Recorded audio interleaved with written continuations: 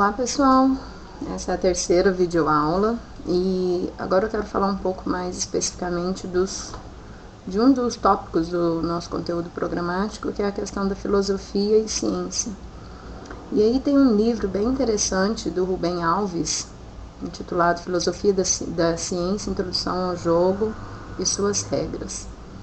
E em um dos capítulos desse livro ele aborda a questão da imaginação. E eu selecionei uns 2 trechos para a gente poder falar um pouquinho sobre.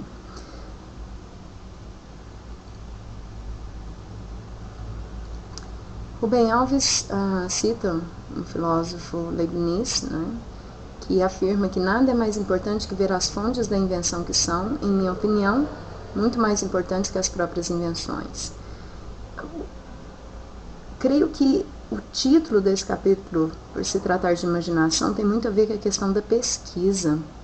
E aí a questão da ciência. Há algum tempo foi veiculado pelo canal Globo, um comercial da Futura, que aparecia várias imagens de descobertas científicas, e o grande lema era que não são as respostas que movem o mundo, mas sim as perguntas.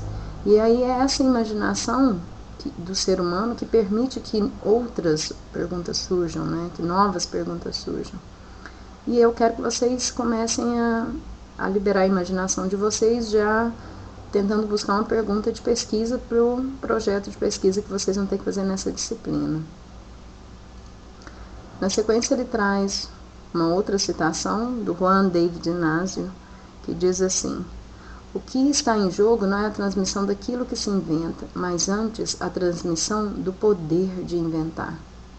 E nessa citação fica bem claro a dinamicidade que a pesquisa, a ciência tem.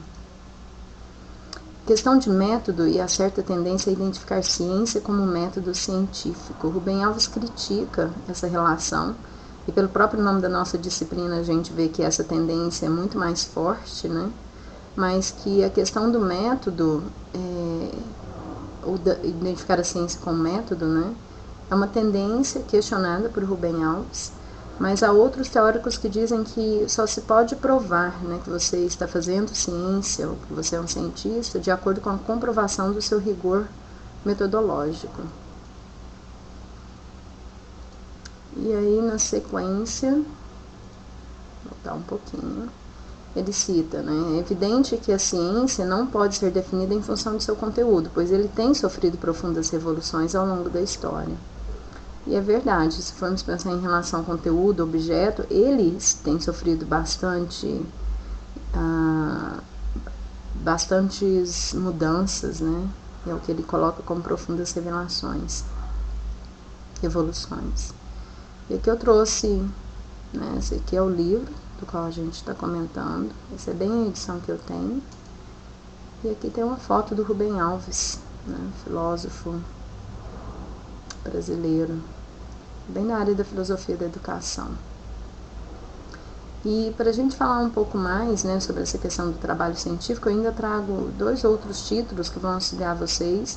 Mais adiante eu passo a referência teórica deles, bibliográfica mais precisa, é a metodologia do trabalho científico do Antônio Joaquim Severino, que é bem pontual, trazendo regras, e como redigir trabalhos científicos, do Valcir de Pinho Veloso.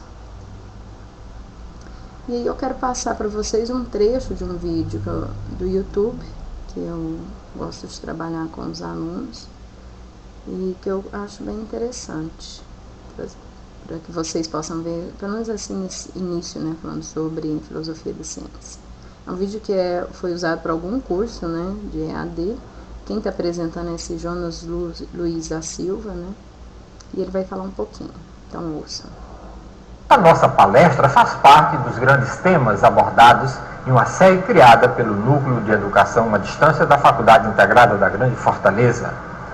No final desta nossa conversa, você deverá conhecer o que é filosofia e ciência, suas relações e contradições, o mundo científico, cada coisa no seu tempo e lugar, leis e teorias científicas, explicar para prever, transitoriedade das teorias científicas, A filosofia investiga a ciência, caminhos da ciência, o reordenamento do mundo pela razão científica, a filosofia da ciência e a crise da ciência, a epistemologia contemporânea. Vamos fazer uma reflexão sobre o método científico e conhecer um pouco do Círculo de Viena. Em O Mito da Ciência, vamos estudar a sacralização do conhecimento científico e tentar responder à pergunta: e a ciência? Para quê e para quem? Vamos iniciar a nossa fala com o tema Ciência e Filosofia, suas relações e contradições. Para começar, o saber científico e o saber filosófico estão sempre em busca de explicar e compreender o mundo. A ciência procura ampliar ao máximo o conhecimento racional do homem. Nessa trajetória, ela se desenvolve investigando setores específicos da realidade que constituem as diversas áreas especializadas das disciplinas científicas, como a física, a matemática, a química, a biologia, a astronomia. O saber científico, em última análise, não se opõe ao saber filosófico. O que os diferencia é, sobretudo, uma questão de enfoque. A ciência interessa-se mais em resolver problemas específicos, delimitados, enquanto a filosofia alcança uma visão global, harmônica e crítica do saber humano. Quanto maior a visão em profundidade, menor a visão em extensão. A tendência da especialização é conhecer cada vez mais de cada vez menos, nos ensina o filósofo brasileiro Rubem Alves. A palavra ciência vem do latim scientia, que significa sabedoria, conhecimento. Podemos dizer, de modo bem simples, que a ciência se caracteriza pela busca de conhecimento sistemático e seguro dos fenômenos do mundo. Um dos objetivos básicos da ciência é tornar o mundo compreensível, proporcionando ao ser humano meios de exercer controle sobre a natureza. Assim, desenvolvendo uma visão positiva da ciência, Bronowski afirma que, através do conhecimento científico, o homem domina a natureza não pela força, mas pela compreensão. Mas será isso possível? O filósofo alemão Nietzsche já dissera que não. Para ele, não é natural e pacífico conhecer a natureza. O conhecimento se dá através da força e da dominação, isto é, todo conhecimento implica poder. Sobre essa relação entre ciência e poder, Horkheimer e Adorno diriam, tempos depois: o ditador trata o homem como o homem trata a natureza. Ele os conhece para melhor os controlar.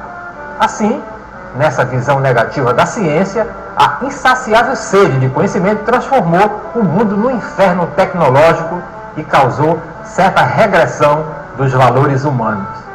Cabe, portanto, ao filósofo refletir sobre essa ambiguidade da ciência, suas pretensões, suas possibilidades, seus acertos e seus erros, buscando compreender algumas questões, como, por exemplo, qual a especificidade do saber científico, quais as condições e limites desse conhecimento, qual o sentido da ciência, qual o valor da ciência para a vida humana e quais os limites da atividade científica. Vamos agora ver o que o método científico é. Cada coisa no seu lugar e tempo. Comumente pensamos que o conhecimento científico se alcança através de um método científico. Mas o que é um método científico? É o modo de proceder dos cientistas ao conduzirem suas investigações envolvendo um núcleo comum de atividades que costuma ser chamado de método científico. O método científico apresenta, de modo geral, uma estrutura lógica que se manifesta nas etapas a serem percorridas para a solução de um problema. Vejamos um esquema básico dessa etapa. Enunciado de um problema, formulação de hipóteses, testes experimentais da hipótese e a conclusão.